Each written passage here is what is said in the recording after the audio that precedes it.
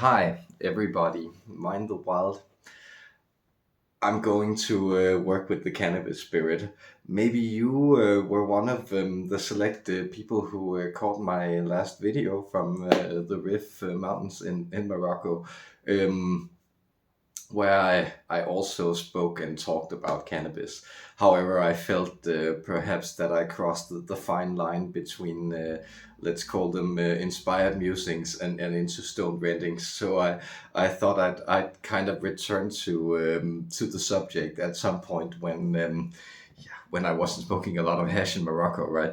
And the entire idea about me going there was essentially that I found myself in Italy, stone cold, sober, and very happy to kind of sorting out a lot of things emotionally, physically, in a lot of ways, and getting back in shape.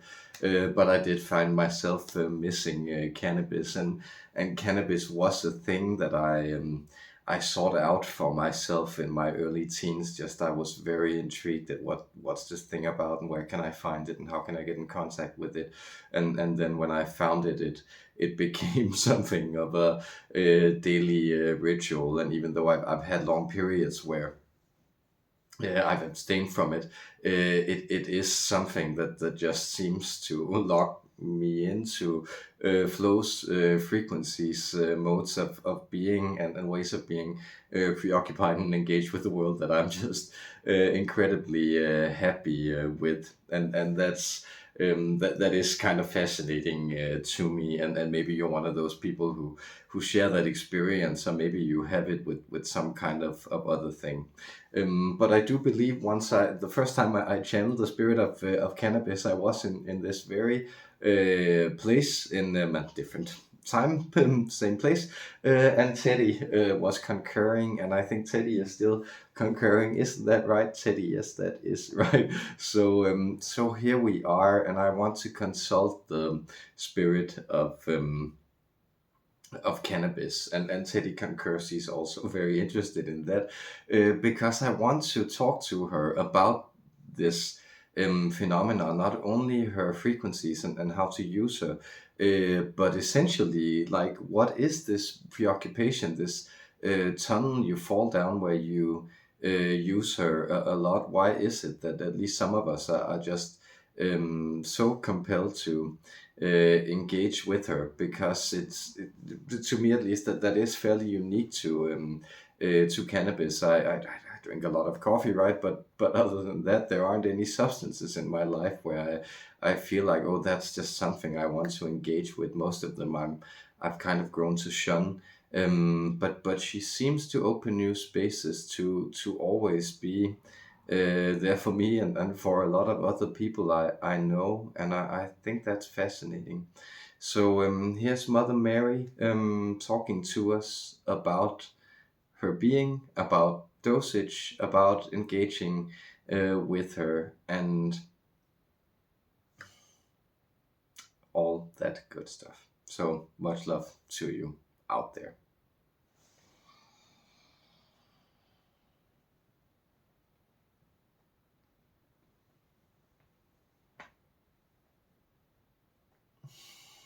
Yes, darling children, I communicate to you in this form, through these wavelengths, with this massage of your energy field.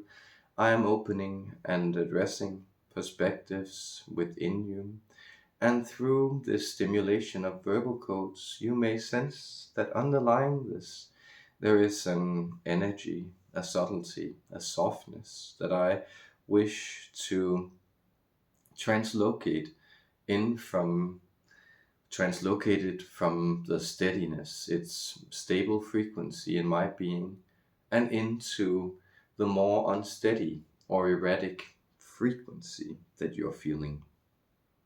So, if I were to address the central question, the central puzzle of my puzzled friend here, I could say that this beloved friend is, even in this moment, as he is channeling my energy, he is illustrating indeed how human beings can be quite attuned to very different frequencies at once, and they can find that they can be seized almost by certain ideas, impulses, frequencies, compulsions that seem to carry them away.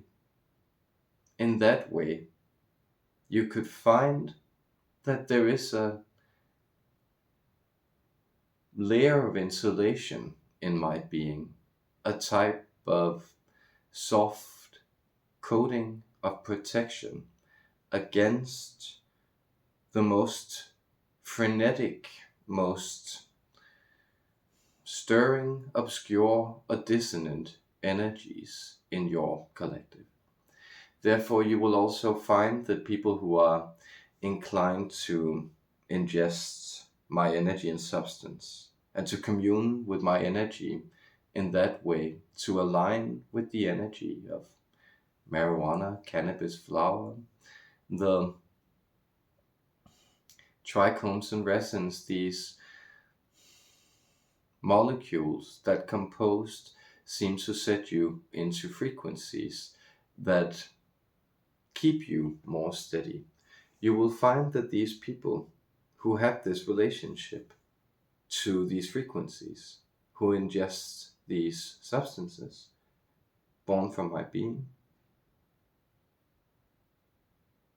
that they have a type of steadiness about them, something that is, you could call it easygoing or prioritized to what is near, close, and tangible to them. That is, I bring forward an inclination towards embodiment. And from this embodiment, from this increased awareness of you as body, you find that you begin to prioritize more rationally, more logically. You are seized then rather by impulses of comfort, of appreciation, of enjoyment of what is there, and of the inclination to regulate your body, your environment with a soft and warm approach. This is sorely needed, isn't it, for most of you? If it wasn't, you would find that my energy would in many ways be superfluous to you. And you will find that people who enjoy moving within, let us say, other ranges of experience, perhaps places where the stakes are more dissonant. That is, there is a higher element of conflict, struggle, combat, competition. These things you will find some people are inclined to pursue. And they may find that my energy, the frequency range that I, as most substances, I keep people within, we put you within a type of frequency range. And there, within this frequency range, you are then free to explore yourself in a more protected or encaged space. And you will find that this is indeed a type of protective space. That is, it is much these, let's call them the comfortable arts, the arts of consolation, the musical arts of harmony, the influences of color that I tend to bring forward. That is, if you commune with my energy in its unperturbed, more undisturbed form, you will find that there is a harmonic basic frequency to it, that it always wants to bring you back to harmony.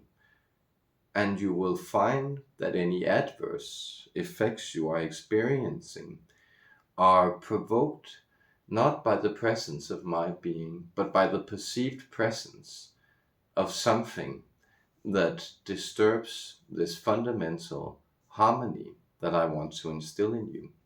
So the paranoia that you experience, it may arise from different sources, but it is you registering that there is something amiss and that does not align with that harmonic energy. Because harmony is what I seek to bring people to. And you will find this even in my growth patterns, that I'm able to produce massive amounts of weight and to carry it upwards and onwards, like very few other plants, balancing this on a central stalk, exactly because I grow in very balanced, very harmonious, very regulated patterns. And these are the patterns that you will be inclined to follow. You will find that you will need to branch out and address different sectors of your being, different directions, both the bodily, the mental, the spiritual, and the social or relational needs. You will find you will need to address all these when you are confronted by my energy. Then you will find that my energy can also be disturbed, perturbed, amplified, or distorted in certain directions. This often has to do with you isolating one frequency within my being and then amplifying this in the physical. And that is through certain of these strains, as you call them, or different types of, let's call them highly artificial or regulated forms of produce, of cropping. When you do this, you will find that you are more using my being to mediate an intention. That is, you are using me as a type of magical aid to already concentrate a frequency that you have put into it. But you will also find that this comes indeed at the cost of balance, and therefore you will find that this imbalance indeed will be something that will eventually grow a type of unpleasantness within you. That is why you find that when you are inclined to commune with my energy on the daily, when you are inclined to do it often, to return to this communion, this resetting of your frequency through a meeting with my frequency, you will find that then you will also have the inclination to do this with balance in mind, and know that your intention and the awareness of your intention are essentially the components that make sure that these effects do not become adverse or too difficult for you to handle. And that is, as long as you are, let's again say, channeling these energies, that is, you are allowing for this protective coating that I'm giving you to then become sustenance for other growths, other things, other positivities that you can bring into your life with clear intent, then you will find that sitting with my energy has a type of progressive dynamic to it. Whereas you will find that this type of stalled, stoned state, this state of not evolving, this state of almost regressing, is something that arises rather from, let's call it, the abusive intent of your relationship with me. That is, if you seek to stall out what needs to be done, if you seek to step away and into this more oblivious space using my energy, you will find that I will only do this for you in a short while before I then too press you back into harmony. That is, in this oblivion, you will find that you will be the more confronted with the impulse of yourself and the harmonic frequency within you being stirred, growing with the harmony that I influence it with. So everything leads back to this harmonic heart configuration of yours. This is where your intent, your creation begins. This is where your connection to everything resides.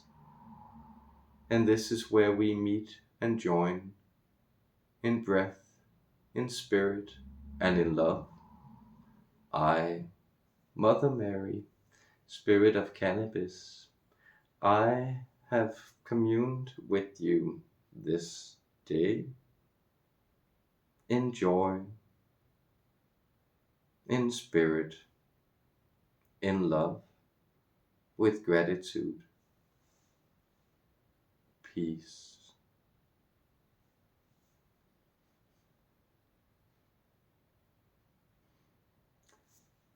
I hope you enjoyed that out there. Much love.